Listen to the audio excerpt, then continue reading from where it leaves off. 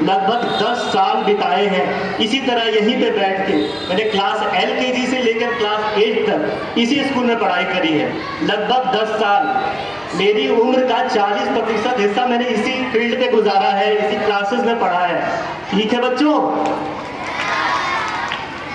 आज इतने साल बाद मैं डॉक्टर बनकर वापस यहाँ पे आया हूँ और ये मेरे लिए तो मुझे आज भी याद है कि जब मैं इसी तरह आप सब बच्चों के जैसे नीचे बैठा करता था, अपने दोस्तों के साथ खेलता था जैसे आप रोजाना रिसेस में खेलते हैं हमारे, उसी कारण से मैं यहाँ खड़ा हूँ आपके सामने बोल रहा हूँ।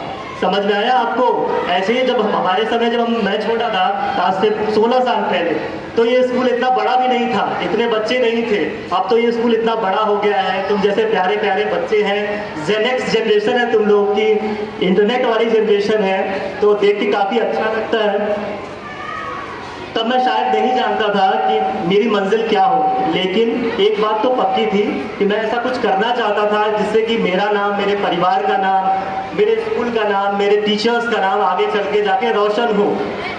इस सफ़र में मेरे टीचर्स का बहुत बड़ा योगदान रहा है, हर एक लाइफ के हर एक मोमेंट पे।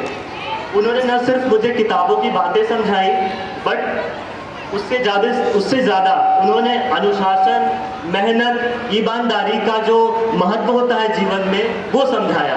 मेरे प्यारे भाइयों और बहनों, देखो ये तुम्हारी जो उम्र है छोटी, जब तुम LKG से 8 तक, 10 तक, 12 तक पढ़ते हो, इस समय तुम्हारा दिमाग सबसे ज़्यादा रिसेप्टिव होता है चीज़ों को सीखने के लिए, समझने के लिए, पढ़ने के लिए।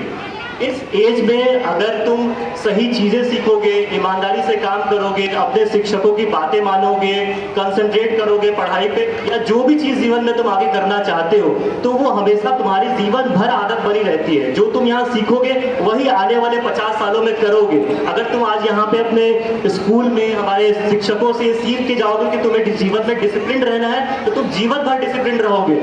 ये आदतें छोटी उम्र में जब तुम्हारे दिमाग में घुस जाती है तो कभी नहीं निकलती है। कभी मेहनत करने से कतराना नहीं है, हमें अच्छे से लगन से पढ़ते रहना है।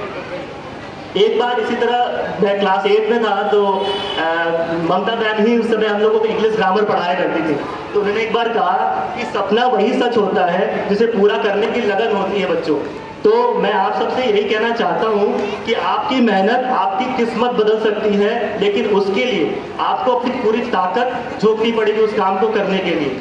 मेरे प्यारे छोटे भाई बहनों, आप चाहे एक छोटे से गांव से हो, छोटे शहर से हो, या किसी भी में आप उस सपनों को जीने के लिए कितनी मेहनत करते हैं, और मेहनत करने वालों को ही हमेशा मंजिल मिलती है। समझ में आया सबको?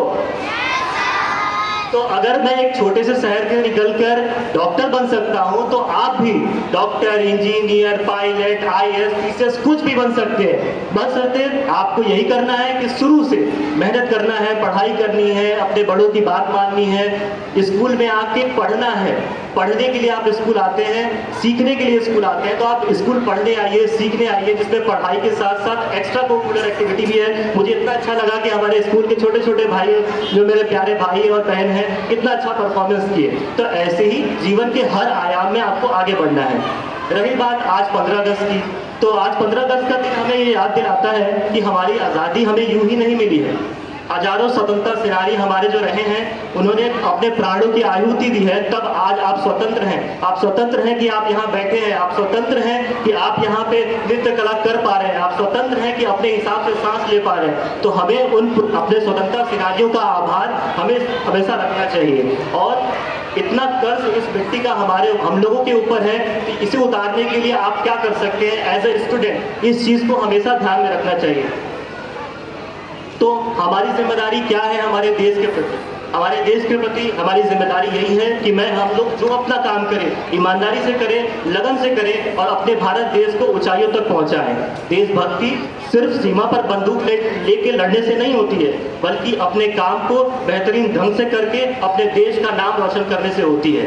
आज मैं इस मंच से अपने सभी शिक्षकगणों को दिल से प्रणाम और धन्यवाद करता हूं, और आपने मुझे ऐसी शिक्षा दी, संस्कार दिया, जिसकी वजह से मैं आज यहाँ पर खड़ा हूँ। मैं अपने स्कूल का बहुत आभारी हूँ कि जिन्होंने मुझे जीवन में सही दिशा दिखाई। जैसे कि भारत के पूर्व राष्ट्रपति, जैसे आप जानते हो, उनको मिसाइल मैन ऑफ इंडिया भी कहते हैं, और मेरे personal ideal doctor APJ Abdul Kalam sir कहा करते थे कि dream and dreams transforms into thoughts and thoughts results in action. इसका क्या मतलब होता है? सपने देखो, सपनों को सोच में बदलो और फिर उस सोच को अपने कर्म में बदलो, तभी तुम्हारी मंजिल हकीकत बनेगी।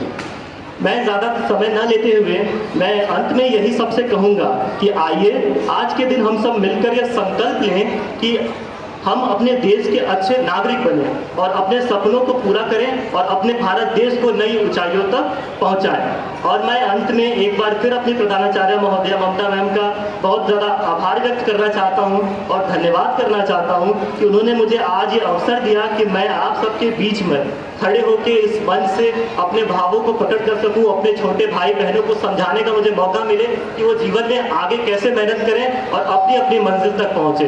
बहुत बहुत धन्यवाद सभी का, बहुत बहुत धन्यवाद। जय हिंद, जय भारत।